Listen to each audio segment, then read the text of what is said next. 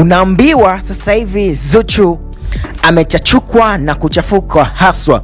Hii ni baada ya kuweza kumpatia onyo zito mwanadada Maimartha. Tunafahamu ya kwamba Zuchu pamoja na Maimartha ni watu ambao hawaelewani hata kidogo kwa kipindi kirefu sasa, na hapa Maimartha alijaribu kugusia lile sakata juu ya picha za Diamond Platnumz akionekana kumshika mwanadada Yami, na pia picha hizo ziliweza kuzua maswali mengi haswa pale katika mtandao wa Instagram.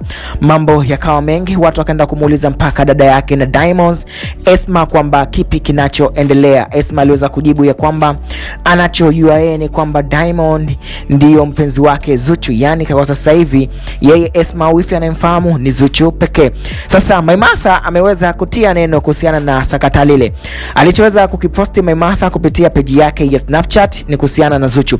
Ameweza kuandika ya kwanza: bibie shusha munkali, wewe autokuwa ex wa kwanza wa Diamond Platnumz. Wengi walikuwa na Diamond na wamepita, sembuse wewe. Sasa caption hiyo ama maneno hayo ambayo mwanadada Maimartha aliweza kuyaposti pale kupitia ukurasa wake wa Snapchat yamemfanya Zuchu kushindwa kuwa mvumilivu kabisa, naye akaamua kuweza kumpa onyo kali kupitia peji yake ya Snapchat. Alichoweza kumwambia Zuchu Maimartha ni kwamba kaa mbali na maisha yangu, sipo kama zamani, nitakachokifanya kwako kitabaki kuwa kama historia kwa vizazi na vizazi.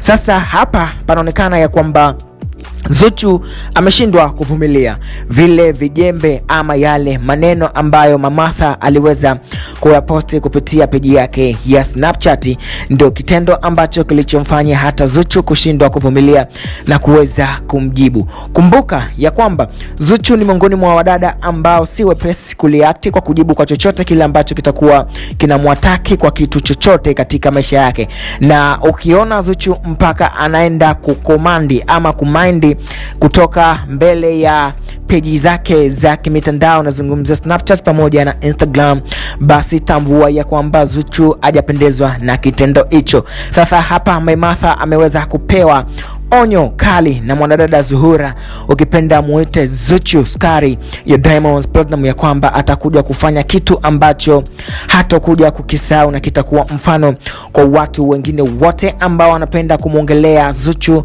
kwa tafsiri mbaya. Sasa Zuchu inaonekana kabisa kwamba licha ya kukaa kimya juu ya zile posti ambazo Yami ameweza kuposti na Diamond, kwa sasa hichi ambacho kilichoongelewa ama kuandikwa na Maimartha kimeonekana kumkwaza mpaka muda huu. Sasa hapa vita inaonekana bado mbichi. Sasa hapa kinachoonekana ni kwamba Zuchu asila zake zote ameenda kuzimaridhia kwa Maimartha, yani ukijumuisha na zile picha ambazo Yami aliweza kuziposti kupitia peji yake akiwa na Diamond, Zuchu aliweza kukaa kimya kwa kitu ambacho Maimartha ameweza kukiongea. Basi imeonekana ni kwamba athira zote zile za picha zile ameenda kuzimalizia kwa Maimartha kwa kuweza kumpatia onyo zito na la kutisha.